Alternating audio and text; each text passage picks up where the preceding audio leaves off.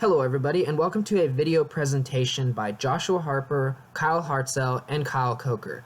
In this presentation, we're going to discuss the K-12 practice of improving assistive technology services within the primary school setting for autistic children. So let's get started. Approximately 50 children every single day in the United States are diagnosed with autism. This leaves a great room for growth for the assistive technology services that can be developed to help these children with autism. Unfortunately, many of these parents cannot afford the private education to send their kid to a school specifically designed for kids with autism.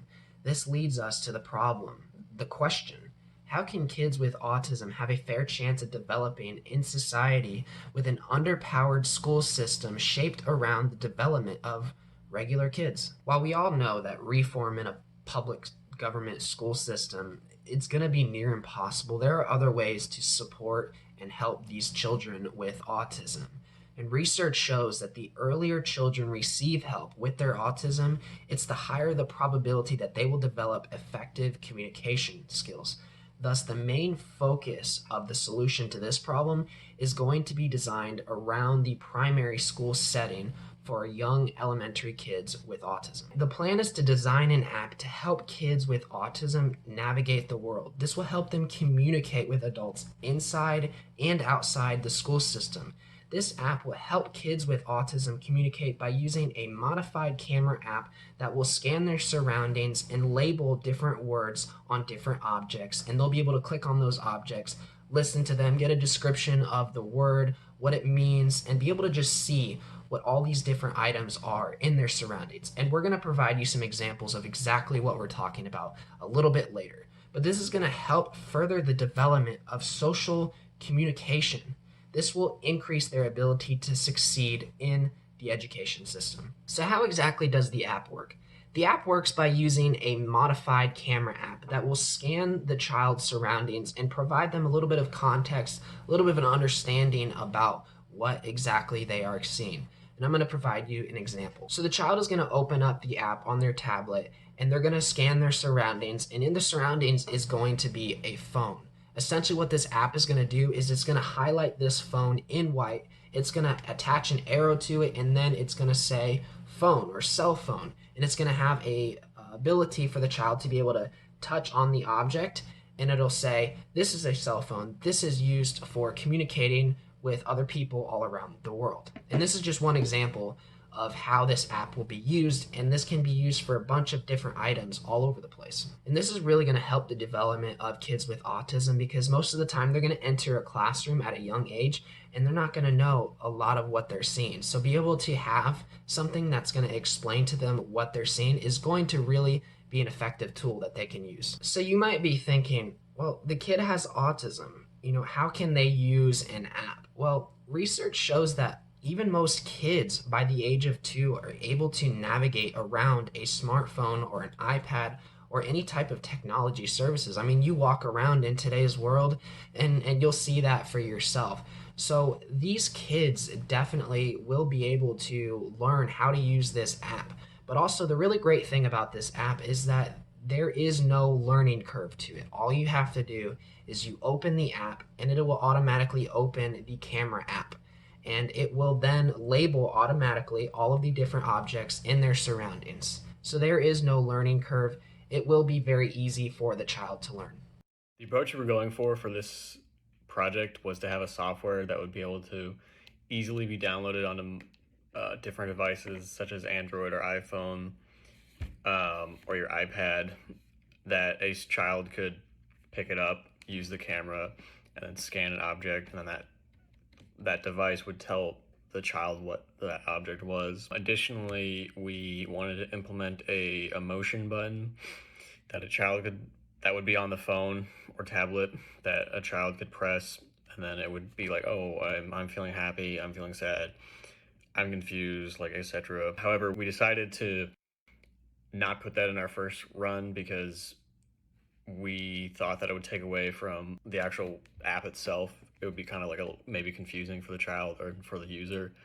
So that's kind of what we started with first. We wanted to just make it a software that was just able to identify stuff to make it easier for children with autism to be able to identify stuff and maybe recall those words or pictures associated with that. So our final design for this project, like we said, was the software that would be able to differentiate between multiple items in a setting. For example, it would be able to tell that this is a pen, and then it would highlight it with a white outline, and then a red arrow would point to it, and then white font would say pen. And then additionally, if there were multiple objects, multiple recognizable objects in the setting, like for example, there's a calculator and a pen, it would point out both of them, and then obviously have font not overlapping that would say which one each were. And then additionally, a setting that we were thinking of implementing was some sort of audio cue that a child could press.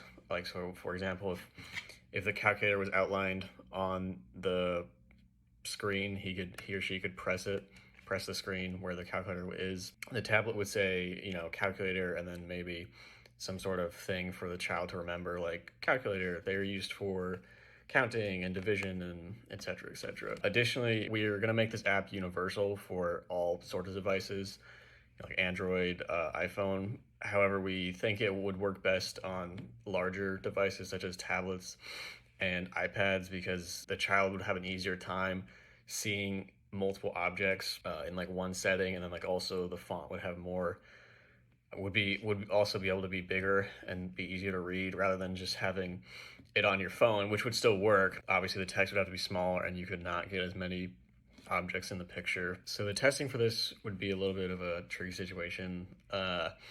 What would be ideal would be for anyone to be able to use the app and then put their own suggestions in. Like for example, if I had just downloaded the app and command hooks were not in the list of the objects that it recognized yet, I would be able to, obviously like outline it, and then there would be some software coded in the app that would be able to recognize this, and then all of these like different angles, and then I would just type in, these are command hooks, like what they're used for. Then the app might be able to like self-regulate and keep updating itself, so that more and more objects are able to be identified, and then it's like a circle. So having an app such as this would allow students with autism to learn in new ways and achieve new levels of communication with their teachers and peers. With the cost of something this ambitious expected to be between $70,000 and $100,000 per year, with an expected upkeep of $20,000 per year, it would be important to get as much assistance and sponsorship as possible. After all, the goal of this application is to help as many students as possible, not turn a profit. With constant advances in technology throughout the years and the addition of using tablets or laptops in school, it is now easier than ever to have something that will allow a student with a learning disability, such as autism, the ability to have better communication with both their teachers and fellow students. It would also allow them to learn in new and possibly more exciting ways and get them further interested in learning. It will be beneficial to them in multiple ways as well. The main purpose of this app is to give them another tool at their disposal for learning and communication. With this new tool in the palm of their hands, it would allow them to learn and communicate more efficiently and possibly develop further skills that would be more useful later in life.